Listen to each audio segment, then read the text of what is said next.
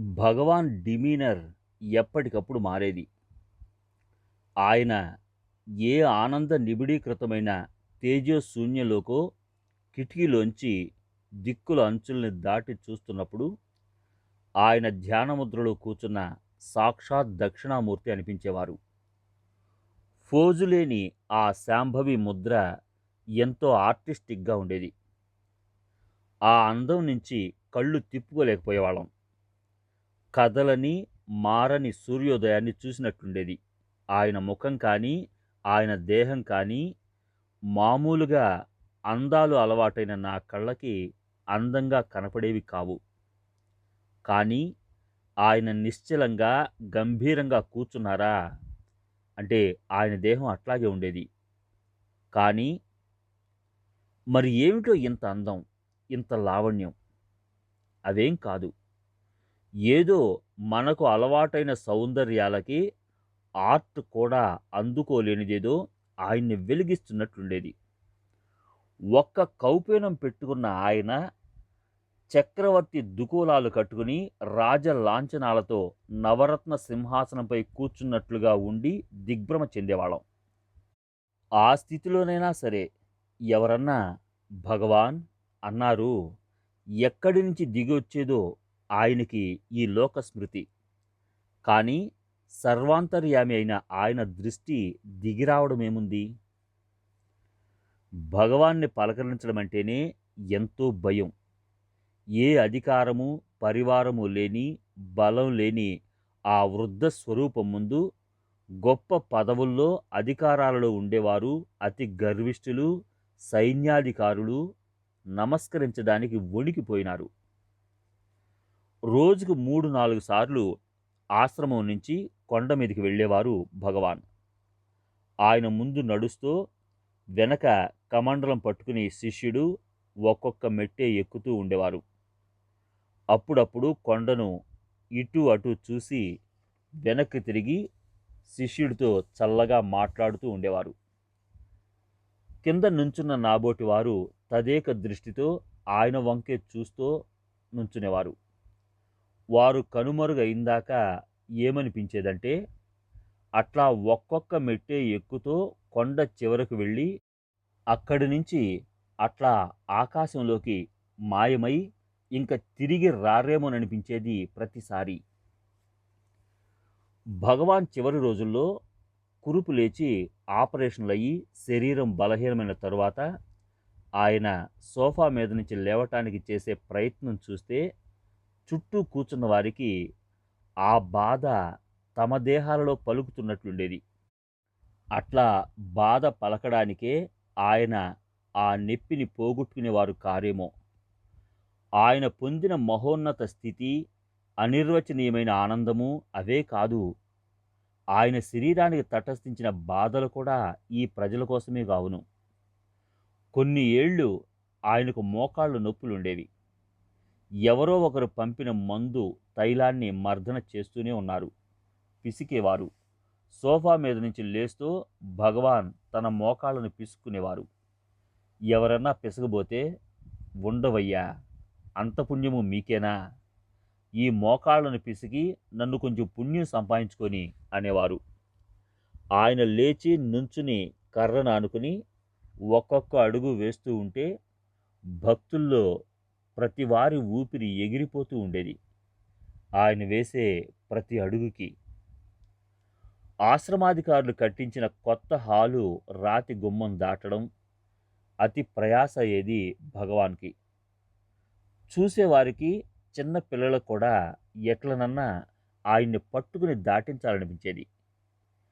కానీ తమ భుజాల్ని ఊతగా ఇవ్వాలని వెళ్ళే పరిచారకుల్ని విదిలించి పంపించేవారు భగవాన్. ఒక్కొక్కసారి ఆయన పడిపోయేవారు కూడా, కానీ సహాయం మాత్రం తీసుకునేవారు కారు. మానవోద్ధరణకై ఈశ్వరుడు ఏ రూపంలోనో భూమిపై అవతరించి తాను అనేక మందిని శిష్యులుగా తీసుకుని వారిని సాధనలో పెట్టి పునీతుల్ని చేస్తారు. ప్రతి గురువు పద్ధతి తక్కిన వారి నుంచి ప్రత్యేకంగా ఉంటుంది. కానీ ప్రతి గురువు కూడా తనను విశ్వసించి తాను నియమించిన ప్రకారం ప్రశ్న లేకుండా నడవమనే ఆజ్ఞ ముఖ్యమైనది. వారు ఏ ప్రజల మధ్య అవతరిస్తారో వారి మతాలకి, ఆచారాలకి, పురాతన ధర్మాలకి, కరుడు కట్టిన నీతులకి కూడా చాలాసార్లు వారి బోధ విరోధంగా, విపరీతంగా ఉండవచ్చును. తాము నమ్మిన సిద్ధాంతాలకు వ్యతిరేకంగా నడుచుకునే గురువుని భరించలేక చాలామంది వదిలిపోతారు. కొందరు ఆ గురువుని వదలలేక, ఆయన మాట వినలేక, ఆయన అంతేలే అని తప్పుకు తిరుగుతూ ఉంటారు. భగవాన్ ఏ ఆచారాలు పాటించేవారు కారు. తన దగ్గర చేరిన ఆచారవంతుల్ని ఆ ఆచార బంధనాల నుంచి తప్పించాలని చాలా ప్రయత్నించారు.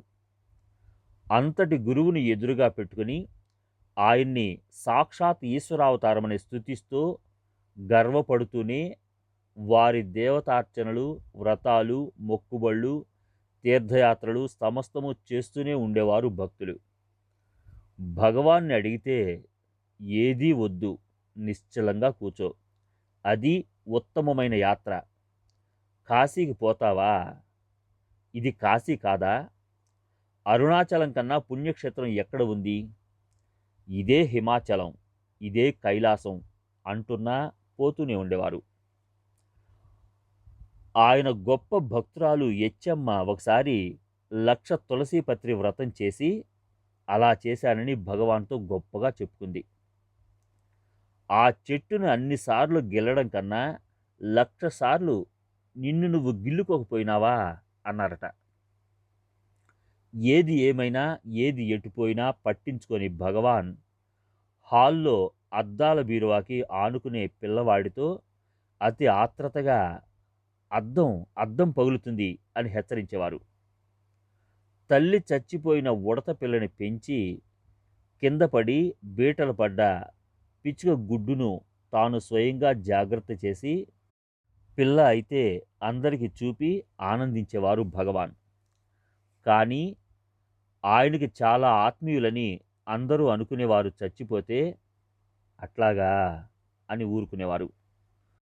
పుస్తకాలు బైండ్ చేస్తూ ఉంటే, అలమారు చేస్తూ ఉంటే ఆ చేసేవారిని విసిగించి బలవంతం చేసి పావు అంగుళంలో 10వ వంతు కొలతలు కూడా సరి చేయించేవారు. వంటలు అంతే. ఎట్లా ఉండాలో ఎన్నో డీటెయిల్స్ చెప్పి చేయించి సరిగా చేస్తున్నారో లేదో లేచి వెళ్ళి చూస్తూ ఉండేవారు. మళ్ళీ ఎంత విలువైనవి కనపడలేదన్నా, పాడైనా ఆయన వినిపించుకోరు. ఆయన ముందే హాల్లో స్త్రీలను గడకర్రలు పెట్టి నెట్టేవారు సేవకులు. స్థానం కోసం పోట్లాడుకునేవారు ఘరానా పెద్దలు. భోజనం దగ్గర కూర్చున్న కొత్త వాళ్ళని బయటికి గెంటేవారు. అయినా అట్లా చూస్తూ ఉండేవారు భగవాన్. కానీ ఒక పిట్టకు, ఒక చెట్టుకు ఏ హాని కలిగినా జాగ్రత్తగా నయం చేసేవారు. హాని చేసేవారిని చూసి ఉగ్రులయ్యేవారు. ఆశ్రమంలో ఏది జరుగుతున్నా అవి ఏమీ పట్టించుకోరని, అన్నిటికీ ఆయన అతీతులని అనిపించేది. ఇంకోప్పుడు ప్రతి చిన్న విషయము పట్టుకుని సాగదీస్తూ ఉంటే ఆశ్చర్యం వేసేది. ఎంత గొప్పతనం, ఐశ్వర్యం, అందం, అధికారం, లోకంలో ఔన్నత్యం, ఆధ్యాత్మిక సాధన, తపస్సు, కీర్తి, లోకోపకారం, స్వార్థ రాహిత్యం ఆయన ముందు ఏ డిఫరెన్స్ చేయదు. తలెత్తి చూడరు. ఎవరన్నా ఇంట్రొడ్యూస్ చేసినా పలుకరు. ఒకరిని చూసి నిష్కారణంగా పలకరిస్తారు, నవ్వి ఆదరిస్తారు. వారినే మళ్ళీ ఇండిఫరెంట్గా చూస్తారు. ఒకరు ఎంత సిల్లీ ప్రశ్నలు వేసినా సావధానంగా జవాబు చెప్తారు వాళ్ళ లెవెల్కి వచ్చి. ఇంకొకరికి అసలు జవాబు చెప్పరు, ఒకటే ప్రశ్న అయినా. ఇంకా లోకాలున్నాయా, జన్మలున్నాయా అంటే ప్రశ్నించేవారెవరు అంటారు. ఇంకొకరికి తక్కిన లోకాల సంగతి, చావు అంటే ఏమిటో అంతా డీటెయిల్డ్గా ఎక్స్ప్లెయిన్ చేస్తారు. వారిని దర్శించడానికి వచ్చేవారు కూడా వారిని చూడగానే అనేక విధాల రియాక్షన్స్ చూపేవారు. ధ్యానంలో పడేవారు. ఇండిఫరెంట్‌గా లేచిపోయేవారు. నవ్వేవారు. పాపులమని ఏడ్చేవారు. అరచేవారు. హిస్టీరియాలోకి పోయేవారు. వెనక్కు విరుచుకు పడేవారు. స్తుతించేవారు. శ్లోకాలు చదివేవారు. ఆసు కవిత్వంలోకి బ్రేక్ అయ్యేవారు. ఆయన్ని కౌగిలించుకోవాలని ఆయన వైపు పరిగెత్తేవారు. ఒకటే అంతులేని నమస్కారాలు పెట్టేవారు. ఆయన పాదాలు అద్దుకోవాలనుకునేవారు. తిట్టేవారు. ధిక్కరించేవారు. నువ్వెంత అని ప్రశ్నించేవారు. పాడేవారు. సోఫా దిగి లోకాన్నొద్ధరించమనేవారు. మూర్ఛలు పోయేవారు. ఒళ్ళు తెలియక తన్నుకునేవారు. ఆశ్రమం వారు భోజనం పెట్టము పొమ్మంటే ఒక్కొక్కరు సరాసరి భగవాన్ దగ్గరికి వచ్చి భోజనం పెట్టించమని అడిగేవారు. భగవాన్ కొందరితో అసలు మాట్లాడరు. కొందరితో నాకు వీళ్ళు పెడుతుంటే తింటున్నాను, వీళ్ళు పొమ్మంటే నేను పోవాలి, నాకేం అధికారం ఉంది అని ఊరుకునేవారు. ఇంకొకరు అడిగితే దగ్గర ఉన్న వాళ్ళని పిలిచి అన్నం పెట్టించమని పంపేవారు. ఒక్కొక్కరిని పిలిచి భోజనం చేశావా, వెళ్ళి చెయ్యి అనేవారు.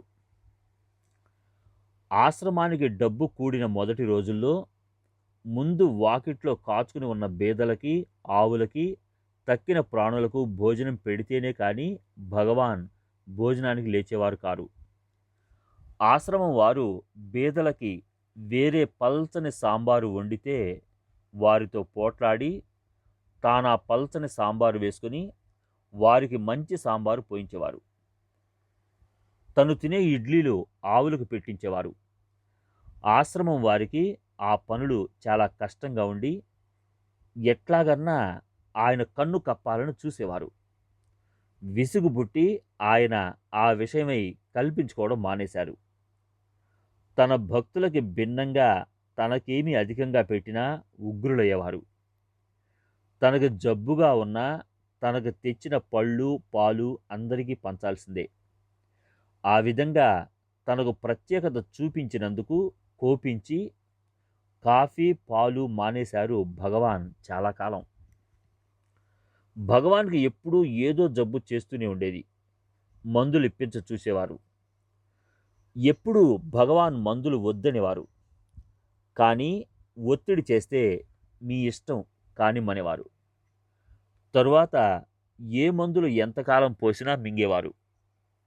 చివరి దశలో ఆయన దేహాన్ని అంతం చేసిన కురుపు లేచినప్పుడు ఏ మందు ఏ కోత వద్దన్నారు. ఎట్లా వచ్చిందో అట్లానే పోతుందన్నారు. కానీ 2-3 ఏళ్ళు దానికోసం పోసిన మందల్లా తాగారు. కోసిన కోతల్లా కోయించుకున్నారు. ఏది ఏమైనా ఈ జ్ఞానులందరూ ప్రేమమయులు. వారు ఏది చేసినా ఎట్లా చేసినా అది వారిని ఆశ్రయించిన వారి పురోభివృద్ధికే జరిగేది. చలం.